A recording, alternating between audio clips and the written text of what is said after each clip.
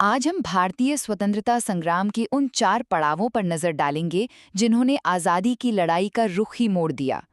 ये कहानी है कि कैसे करीब 40 सालों में आज़ादी की एक धीमी आवाज़ एक ज़बरदस्त दहाड़ बन गई।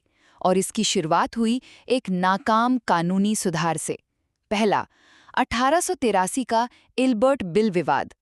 उस समय भारतीय जज यूरोपीय अपराधियों पर मुकदमा नहीं चला सकते थे। ये बिल इसी नाइंसाफी को खत्म करने के लिए था।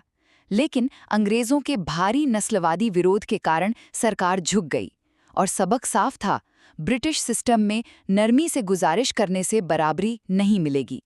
दूसरा, 1905 का स्वदेशी आंदोलन। अब लड़ाई कानूनी दलीलों से निकलकर पता है आर्थिक मोर्चे पर आ गई थी।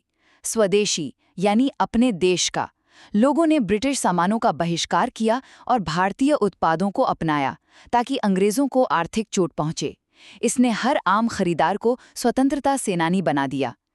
तीसरा, 1916 की होम रूल लीग। अब मांग आर्थिक शक्ति से बढ़कर राजनीतिक शक्ति तक पहुंच गई थी।